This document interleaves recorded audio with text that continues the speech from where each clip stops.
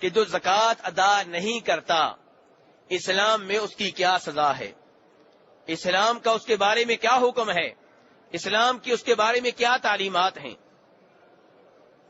میرے بھائیو، علماء کرام کا اس بات پہ اتفاق ہے، علماء کرام کا اس بات پہ اجماع ہے کہ جو زکوٰۃ کے وجوب کا منکر ہے، جو زکوٰۃ کی فرضیت کو نہیں مانتا، وہ کافر ہے، کیونکہ وہ کتاب و سنت کا منکر ہے۔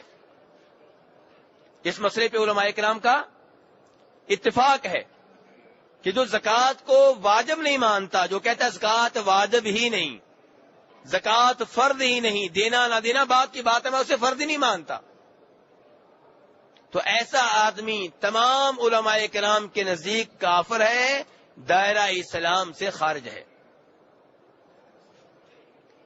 دوسرا آدمی وہ ہے جو کہتا ہے میں مانتا ہوں کہ زکوٰۃ واجب ہے لیکن ادا نہیں کرتا، میں مانتا ہوں زکوٰۃ ادا کرنا ضروری ہے لیکن دینے کی باری آتی ہے تو دینے سے صاف صاف انکار کر دیتا ہے۔ تو ایسے آدمی کا کیا حکم ہے؟ مجھے امید ہے کہ آپ پہلے دوسرے آدمی میں فرق رکھیں گے۔ پہلا آدمی کون سا ہے؟ جو زکوٰۃ کو واجب مانتا ہی نہیں، کہتا ہے زکوٰۃ ادا کرنا ضروری ہے ہی نہیں، اور دوسرا وہ ہے جو کہتا ہے ٹھیک ہے مانتا ہوں واجب ہے فرض ہے لیکن دینے کی باری آتی نہیں دیتا۔ ایسے آدمی کا کیا حکم ہے؟ امام احمد بن حنبل رحمہ اللہ ایسے آدمی کو بھی کافر سمجھتے ہیں، کہتے ہیں یہ بھی ایسے ہی کافر ہے جیسے نماز کا تارک کافر ہے۔ کہتے ہیں کہ ایک آدمی نماز کو واجب مانتا ہے لیکن نماز نہیں پڑھتا، امام احمد بن حنبل کہتے ہیں جیسے وہ کافر ہے ایسے ہی وہ آدمی بھی کافر ہے جو زکوٰۃ کو واجب مانتا ہے، فرض مانتا ہے لیکن نہیں دیتا۔ دلیل کیا جی؟ کہتے ہیں اللہ تعالیٰ نے 10ویں پارے میں فرمایا سورہ توبہ میں فَإِن تَابُوا وَأَقَامُوا الصَّلَاةَ وَآتَوُا الزَّكَاةَ فَإِخْوَانُكُمْ فِي الدِّينِ، کہ یہ کافر اور مشرک اگر کفر و شرک سے توبہ کر لیں، نماز قائم کریں، زکوٰۃ ادا کریں، کتنے کام کریں؟ 3، کفر و شرک سے توبہ کر لیں، دوسرے نمبر پہ نماز قائم کریں، تیسرے نمبر پہ زکوٰۃ ادا کریں، تب یہ دینی لحاظ سے تمہارے بھائی ہیں، تب یہ مسلمان ہوئے، ورنہ مسلمان نہیں ہیں۔ یہ دلیل ہے امام احمد بن حنبل کی جو کہتے ہیں کہ جو آدمی زکوٰۃ ادا نہیں کرتا وہ مسلمان نہیں ہے۔ جمہور اور اکثر علماء کرام کہتے ہیں جو زکوٰۃ ادا نہیں کرتا وہ آدمی بہت بڑا مجرم ہے، کبیرہ گناہ کا مرتکب ہے، گنہگار ہے، لیکن دائرہ اسلام سے خارج نہیں ہے مسلمان۔ کیا دلیل ہے جی آپ کی؟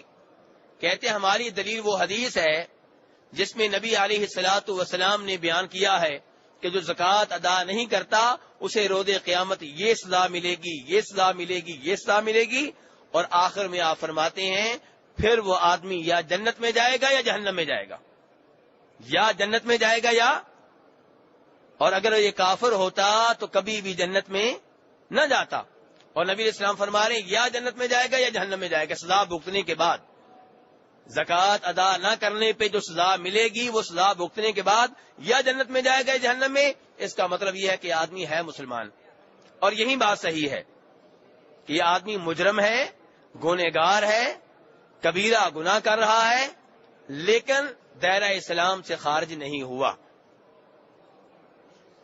میرے بھائیو، اب یہ تو ہمیں معلوم ہو گیا کہ یہ آدمی ہے مسلمان، لیکن کیا اس کی کوئی سزا ہے؟ اسلام کا اس کے بارے میں کیا حکم ہے؟ تو میرے بھائیو، اس کے 2 حکم ہیں۔ ایک حکم کا تعلق دنیا سے ہے کہ دنیا میں اس سے کیا سلوک ہوگا، اور ایک اس کا حکم آخرت میں ہے کہ آخرت میں اس سے کیا سلوک ہوگا۔ یہ 2 الگ الگ چیزیں ہیں۔ دنیا میں اس آدمی کی سزا جو زکوٰۃ ادا نہیں کرتا، فرماتے ہیں نبی علیہ الصلوۃ والسلام کہ جو قوم زکوٰۃ ادا نہ کرے اللہ تبارک و تعالی اس قوم کو قحط سالی میں مبتلا کر دیتے ہیں اور بارشیں ان سے روک لیتے ہیں۔ اس حدیث کو امام طبرانی نے اوسط میں، امام حاکم نے المستدرک میں روایت کیا، حدیث صحیح ہے۔ کہ جو بھی قوم زکوٰۃ ادا نہیں کرتی اللہ تبارک و تعالیٰ اس قوم کو قحط کا شکار کر دیتے ہیں، بھوکوں سے مرنے لگتے ہیں، فصلوں میں برکت نہیں ہوتی، اناج زمین صحیح طرح نہیں اگاتی، آٹا لینے کے لیے لینے لگ جاتی ہیں، ایک دکان پہ جاؤ نہیں ملتا، دوسری دکان پہ جاؤ بڑی مشکل سے ملے گا، تیسری دکان پہ پھر میسر نہیں ہے، ایک مہینے ملے گا دوسرے مہینے نہیں ملے گا، ایک دن بازار میں دستیاب ہوگا دوسرے دن دستیاب نہیں ہوگا۔ اللہ تبارک و تعالیٰ ایسی قوم کو قحط میں مبتلا کر دیتے ہیں۔ اور اب حکومت اس آدمی سے کیا سلوک کرے گی؟ یہ تو تھا اللہ تبارک و تعالیٰ کی طرف سے عذاب، اللہ تعالیٰ کی طرف سے آزمائش ان لوگوں کے اوپر جو زکوٰۃ ادا نہیں کرتے۔ لیکن حکومت کو کیا آرڈر ہے؟ حکومت ایسے آدمی سے کیا سلوک کرے؟ حکومت ایسے آدمی سے زبردستی زکوٰۃ لے گی۔ اس کے پاس جو مال ہے، اس کے پاس جو سونا چاندی ہے، اس کے پاس جو کرنسی ہے، اس سب کا حساب کتاب لگا کر حکومت زبردستی اس سے زکوٰۃ لے گی۔ اس کی کیا دلیل ہے؟ اس کی دلیل وہ حدیث ہے جو گزشتہ روز بھی بیان کر چکا ہوں، جس میں فرماتے ہیں نبی علیہ السلام امرت ان اقاتل الناس حتی یشہدوا ان لا الہ الا اللہ وان محمد رسول اللہ ویقیموا الصلاۃ ویؤتوا الزکاۃ فاذا فعلوا ذلك عصموا منی دماءهم واموالهم الا بحق الاسلام وحسابهم علی اللہ، کہ آپ فرماتے ہیں کہ مجھے آرڈر ملا ہے کہ میں لوگوں سے لڑوں، لوگوں سے جہاد کروں اس وقت تک جب تک کہ وہ توحید و رسالت کا اقرار نہ کر لیں، نماز نہ قائم کریں، زکوٰۃ ادا نہ کریں۔ جب زکوٰۃ ادا کریں تب ان کا مال محفوظ ہے، ان کی جان محفوظ ہے، ورنہ ہم ان کے جان و مال کی حفاظت کی گارنٹی نہیں دے سکتے۔ اور میرے بھائیوں، جناب ابو ہریرہ روایت کرتے ہیں، اس حدیث کو امام ابو داؤد نے بھی روایت کیا ہے، کہ جب جناب صدیق خلیفہ بنے اور نبی علیہ السلام فوت ہو گئے، جناب ابو ہریرہ کہتے ہیں توفی رسول اللہ صلی اللہ علیہ وسلم، اللہ کے رسول فوت ہو گئے۔ یہ لفظ کون بول رہے ہیں؟ جناب ابو ہریرہ۔ جناب ابو ہریرہ کہتے ہیں کہ جب نبی علیہ السلام فوت ہو گئے توفی اور ابو بکر صدیق خلیفہ مقرر ہو گئے۔ یہاں عقیدے کی وضاحت کرنا چاہتا ہوں تھوڑی سی، کہ صحابہ کرام بڑے آرام سے کہتے ہیں کہ نبی علیہ السلام فوت ہو گئے۔ ان کے ہاں یہ نہیں تھا کہ پردہ فرما گئے، وصال ہو گیا، ایسے الفاظ ان کے پاس نہیں تھے، اور جتنی محبت ان کو نبی علیہ السلام سے تھی اتنی کسی اور کو نہیں ہو سکتی۔ کیوں؟ کیونکہ موت ایک حقیقت ہے، اور موت میں، فوت ہونے میں کسی کی کوئی توہین نہیں ہے، کوئی گستاخی نہیں ہے، مرنا فوت ہو جانا کوئی گستاخی نہیں ہے۔ اس امر کو آج کے لوگوں نے ایشو بنا لیا ہے کہ اگر یہ کہہ دیا کہ انبیاء کرام فوت ہو گئے تو گستاخی ہو جائے گی۔ صحابہ کرام کے ہاں ایسا کوئی ایشو نہیں تھا، وہ آرام سے کہتے تھے مات رسول اللہ صلی اللہ علیہ وسلم، وہ بڑے آرام سے کہتے تھے توفی رسول اللہ صلی اللہ علیہ وسلم۔ جناب ایسا کہتی تھی، جناب ابو بکر کہتے تھے، ان کے یہاں یہ مسئلہ ہی نہیں تھا۔ اور آج کے لوگوں نے یہ مسئلہ بنا لیا ہے کہ اگر کسی نے کہہ دیا فوت ہو گئے تو جناب اس کی خیر نہیں۔ اور میں اس کی وضاحت کیوں کر رہا ہوں؟ کیونکہ اگر یہ عقیدہ لوگوں میں جڑ پکڑ گیا تو اس کا مطلب یہ ہوگا کہ نعوذ باللہ وہ صحابہ کرام جو یہ لفظ استعمال کرتے رہے ان کے الفاظ شاید مناسب نہیں تھے، جبکہ حقیقت یہ ہے کہ ان کے الفاظ بالکل ٹھیک تھے۔ اور آج کے لوگ جس مسئلے کو، جس ایشو کو اٹھا رہے ہیں یہ غلط ہے اور صحابہ کرام کے عقیدے کے خلاف ہے، چار اماموں کے عقیدے کے خلاف ہے، شیخ عبد القادر جیلانی کے عقیدے کے خلاف ہے۔ حقائق کو تبدیل کیا جا رہا ہے اور نئے عقائد کو پرانے عقائد کی جگہ پہ ٹھونسنے کی ناکام کوشش کی جا رہی ہے۔ تو کہنے کا مطلب یہ ہے کہ جناب ابو ہریرہ بڑی آسانی سے کہہ رہے ہیں کہ توفی رسول اللہ صلی اللہ علیہ وسلم واستخلف ابو بکر بعدہ، کہ جناب رسول اکرم صلی اللہ علیہ وسلم جب فوت ہو گئے ابو بکر صدیق کو خلیفہ مقرر کر دیا گیا۔ اب آپ جانتے ہیں کہ ان دنوں کئی لوگ اسلام چھوڑ گئے، مرتد ہو گئے، جن کے دلوں میں اسلام کی تعلیمات داخل نہیں ہوئی تھیں، جو صرف اسلام کی عزت دیکھ کر، اسلام کی ظاہری فتوحات کو دیکھ کر مسلمان ہوئے تھے۔ اسلام کی تعلیمات کا گہرائی سے مطالعہ نہیں کیا تھا، ان میں سے کئی لوگ مرتد ہو گئے، اور کئی لوگ ایسے تھے جنہوں نے زکوٰۃ دینے سے انکار کر دیا. کہنے لگے زکوٰۃ لینے کا حق حاصل تھا صرف جناب رسول اکرم صلی اللہ علیہ وسلم کو، آپ کے بعد کسی اور کو زکوٰۃ لینے کا حق حاصل نہیں ہے. تب جناب صدیق نے اعلان کیا تھا، کہا تھا واللہ لأقاتلن من فرق بین الصلاۃ والزکاۃ، کہ اللہ کی قسم میں اس سے لڑوں گا، میں اس سے جہاد کروں گا جو نماز اور زکوٰۃ کے درمیان فرق کرے گا. جیسے نماز فرض ہے ایسے ہی زکوٰۃ فرض ہے، جیسے میرے اوپر واجب ہے کہ میں اس سے لڑوں جو نماز پڑھنے سے انکار کرتا ہے، ایسے ہی میرے اوپر واجب ہے کہ میں اس سے لڑوں جو زکوٰۃ دینے سے انکار کرتا ہے. جناب عمر فاروق آ رہے ہیں، وہ عمر فاروق جن کو بظاہر جناب صدیق سے زیادہ بہادر سمجھا جاتا ہے، لیکن وہ اس موقع پہ کیا کہہ رہے ہیں، ابو بکر حالات اچھے نہیں ہیں، آپ تھوڑی سی نرمی کریں. آپ ایسے لوگوں سے کیسے لڑیں گے جنہوں نے کلمہ پڑا ہوا ہے، آپ ان کے اوپر تلوار کیسے چلائیں گے؟ لیکن جناب صدیق کیا کہہ رہے ہیں آگے سے، واللہ لو منعونی عقالا كانوا يؤدونه الى رسول اللہ صلی اللہ علیہ وسلم لقاتلتهم على منعه، کہ عمر سن لو، یہ لوگ رسول اکرم صلی اللہ علیہ وسلم کو زکوٰۃ دیا کرتے تھے، زکوٰۃ میں بکریاں بھی دیتے تھے، گائے بھی دیتے تھے، اونٹنیاں بھی دیتے تھے. اگر یہ لوگ مجھے زکوٰۃ میں بکریاں دے دیں، اونٹنیاں دے دیں، گائے دے دیں، لیکن وہ رسی جو بکری کی گردن میں ہے وہ دینے سے انکار کر دیں، اللہ کی قسم میں اس کی خاطر بھی لڑوں گا.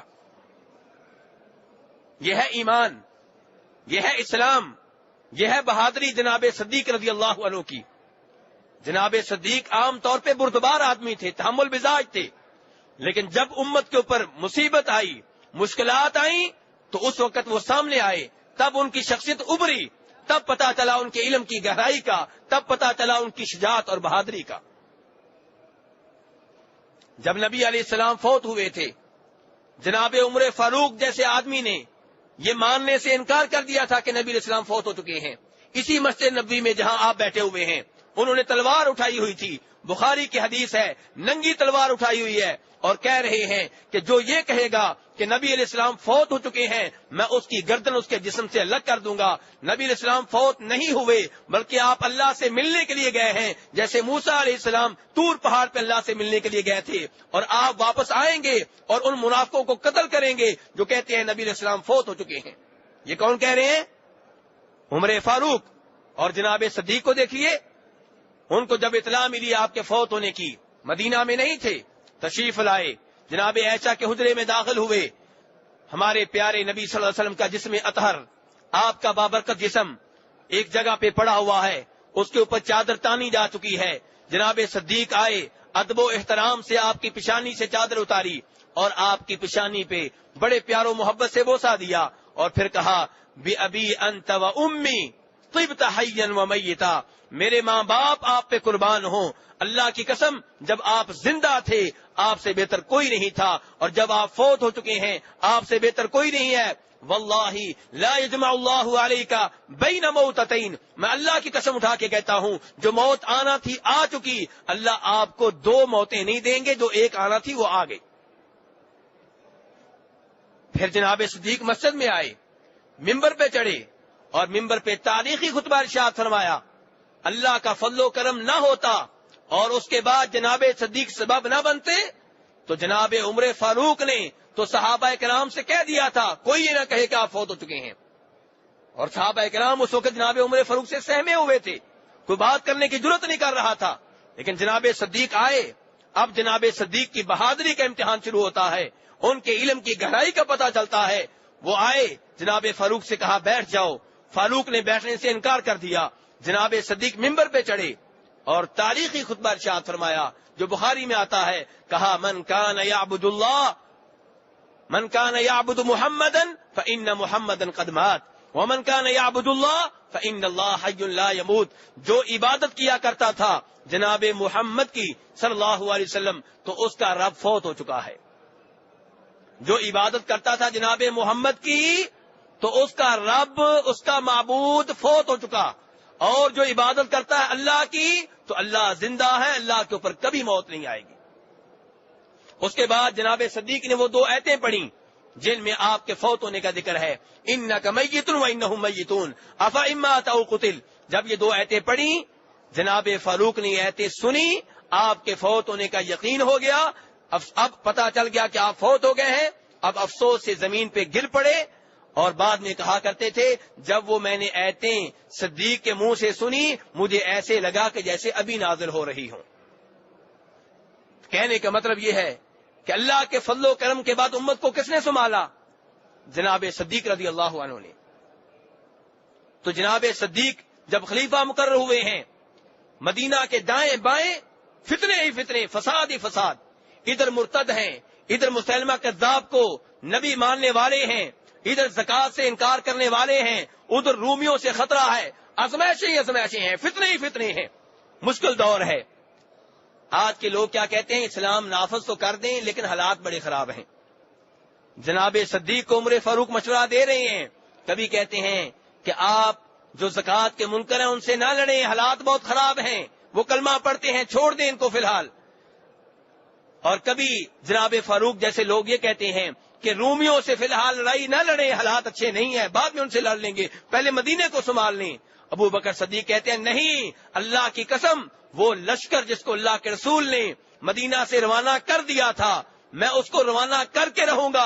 اگر مجھے پتا چل جائے کہ لوگ ہمیں قتل کر دیں گے، نیست و نابود کر دیں گے، ہماری لاشیں مدینہ میں پڑی ہوں گی، پرندے آ کے ہمارا گوشت نوچ لیں گے، میں پھر بھی اس لشکر کی روانگی کو مؤخر نہیں کر سکتا جس لشکر کی روانگی کا حکم رسول اکرم صلی اللہ علیہ وسلم دے چکے ہیں۔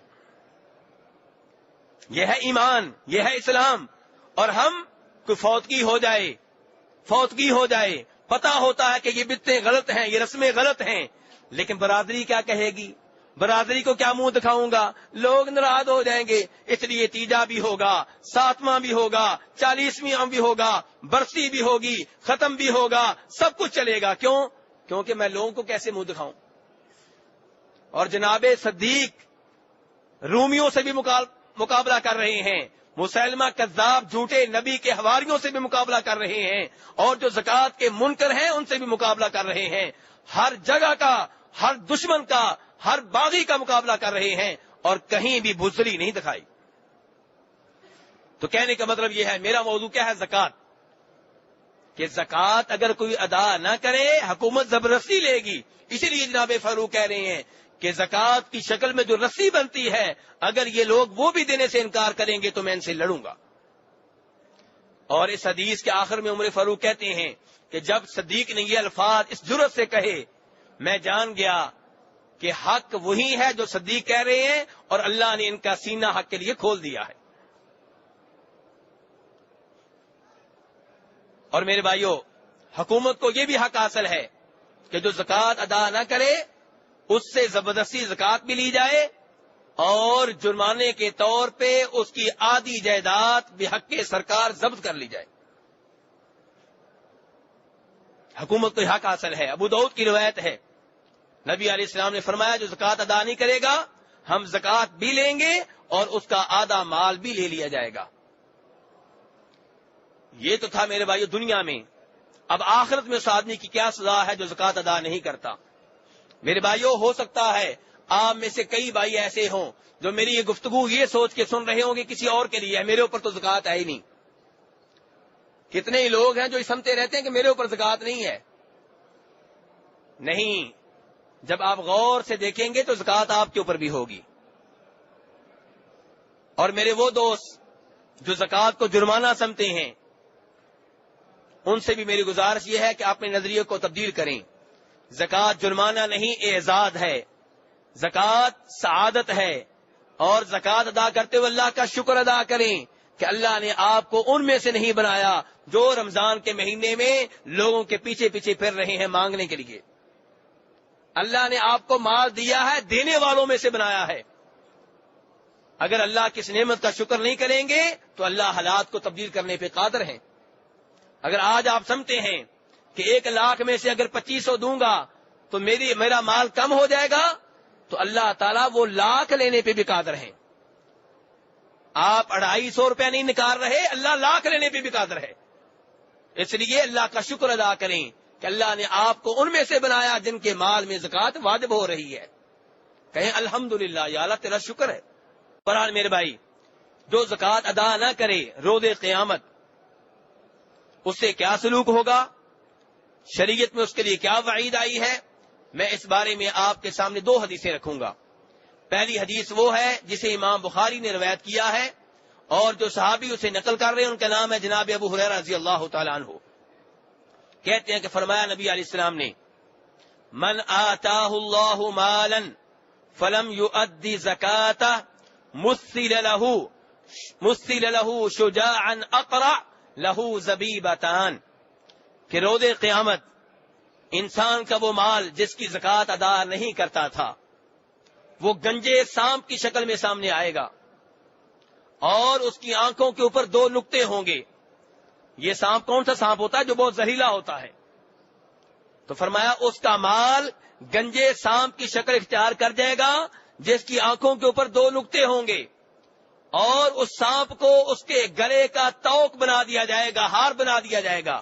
اس کے گلے میں وہ لڑکا ہوا ہے اور اس کے جبڑوں پہ، اس کی باچھوں پہ اسے ڈس رہا ہے، اور اسے کہے گا انا کنزو کا انا مالو کا. وہ کہے گا بھی تو کون ہے، میرے پیچھے کیوں پڑ گیا ہے؟ وہ کہے گا میں تمہارا مال ہوں، میں تمہارا وہ خزانہ ہوں جس میں سے تم اللہ کی راہ میں خرچ نہیں کرتے تھے، جس میں سے تم زکوٰۃ نہیں دیتے تھے، جس کے اوپر تم سام بن کر بیٹھے رہے، میں وہی تمہارا خزانہ ہوں، سام بن کے تمہارے سامنے آیا ہوں. اور اس کے بعد نبی علیہ السلام نے اپنی اس حدیث کی تائید میں یہ آیت پڑھی، وَلَا يَحْسَبَنَّ الَّذِينَ يَبْخَلُونَ بِمَا آتَاهُمُ اللَّهُ مِنْ فَضْلِهِ هُوَ خَيْرًا لَهُمْ بَلْ هُوَ شَرٌّ لَهُمْ سَيُطَوَّقُونَ مَا بَخِلُوا بِهِ يَوْمَ الْقِيَامَةِ. کہ وہ لوگ جن کو اللہ نے اپنے فضل سے مال دیا ہے، مال جو مجھے اور آپ کو ملا ہے کس سے ملا ہے؟ اللہ کے فضل سے. یہ نہیں سمجھنا چاہیے میرا ہنر ہے، میری ذہانت ہے. ذہین تم سے زیادہ پڑے ہوئے ہیں، ان کے پاس مال نہیں ہے، وہ نوکریاں کر رہے ہیں، لوگوں کے گھروں میں نوکر بنے ہوئے، فیکٹریوں میں نوکر بنے ہوئے ہیں، تم سے زیادہ ذہین ہیں. کتنے ایسے لوگ ہیں جن کے پاس ہنر تم سے زیادہ ہے، کتنے ایسے لوگ ہیں جو قد و قامت میں تم سے آگے ہیں، کتنے ایسے لوگ ہیں جو بات چیت میں تم سے آگے ہیں، لیکن مال و دولت کے لحاظ سے پیچھے ہیں. تو آپ کو مال کس نے دیا ہے؟ اللہ نے دیا ہے. اللہ کہتے ہیں جن کو میں نے مال دیا اور وہ اس میں کنجوسی کر رہے ہیں، اس میں سے خرچ نہیں کرتے، وہ یہ نہ سمجھیں کہ یہ کنجوسی ان کے لیے بہتر ہے، بل ہوا شر لہم، بلکہ یہ کنجوسی ان کے لیے وبال جان بن جائے گی. یہ مال توق کی شکل میں ان کے گلے کا ہار بنا دیا جائے گا. اور میرے بھائیوں، یہاں سے ایک اور مسئلہ بھی جانیں کہ نبی علیہ السلام اپنی تقریر میں، اپنی تبلیغ میں، اپنی بات کی تائید میں کیا پڑھ رہے ہیں؟ جی قرآن. کیا کون سی آیت پڑھی آپ نے؟ قرآن کی آیت پڑھی ہے. تو میرے بھائیوں، اس لیے میں بار بار گزارش کرتا ہوں تبلیغ کریں، لوگوں کو دعوت دیں. یہ کام بہت اچھا ہے، لیکن تبلیغ کس کی کریں؟ قرآن کی کریں، نبی علیہ السلام کی صحیح احادیث کی کریں. حالانکہ نبی علیہ السلام کی اپنی بات حجت ہے، آپ کی اپنی بات میں پاور ہے. آپ اگر قرآن پاک کو تائید میں نہ پڑھیں تو کوئی مسئلہ نہیں ہے، لیکن پھر بھی آپ قرآن پڑھ رہے ہیں. تو میں اور آپ جب تبلیغ کرتے ہیں تو ہم کیوں تبلیغ میں سارا وقت قصے کہانیوں میں گزار دیتے ہیں؟ کبھی اس کا خواب، کبھی اس کی کہانی، کبھی اس کا کرشمہ، کبھی اس کی کرامت، سچی جھوٹی. یہ تبلیغ ہے؟ یہ لوگوں کو ہم کیا دینا چاہ رہے ہیں؟ اور اگر کوئی روایت بیان کرتے بھی ہیں تو من گڑت، یعنی کہ اگر کوئی حدیث بیان کرتے بھی ہیں تو وہ جو من گڑت ہوتی ہے، خود ساختہ ہوتی ہے، نبی علیہ السلام نے نہیں کہی ہوتی. تو میرے بھائیو، نبی علیہ السلام سے ہر چیز سیکھیں، زکوٰۃ کے مسائل بھی سیکھیں، زکوٰۃ کے احکام بھی سیکھیں، طریقہ تبلیغ بھی سیکھیں. تو بہرحال یہ ایک حدیث تھی جس سے پتا چلتا ہے کہ جو زکوٰۃ ادا نہ کرے اس کا روز قیامت انجام کیا ہوگا. دوسری حدیث، اسے بھی روایت کرنے والے جناب ابو ہریرہ ہیں، اور امام مسلم نے اسے اپنی حدیث کی کتاب میں جگہ دی ہے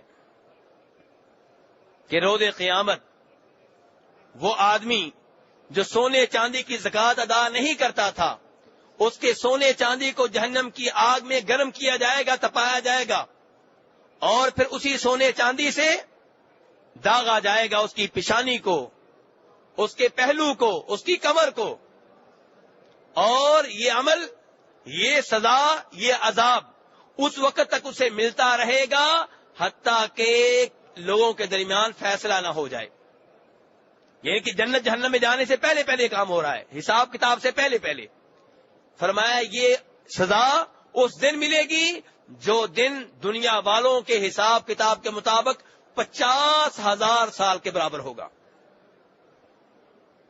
قیامت کے لحاظ سے وہ ایک ہی دن ہوگا، لیکن دنیا والوں کی گنتی کے لحاظ سے، دنیا والوں کے گھنٹوں کے لحاظ سے وہ ایک دن 50 سال کے برابر نہیں، 50 دنوں کے برابر نہیں، 50 مہینوں کے برابر نہیں، 100 سال کے برابر نہیں، 50,000 سال کے برابر ہوگا.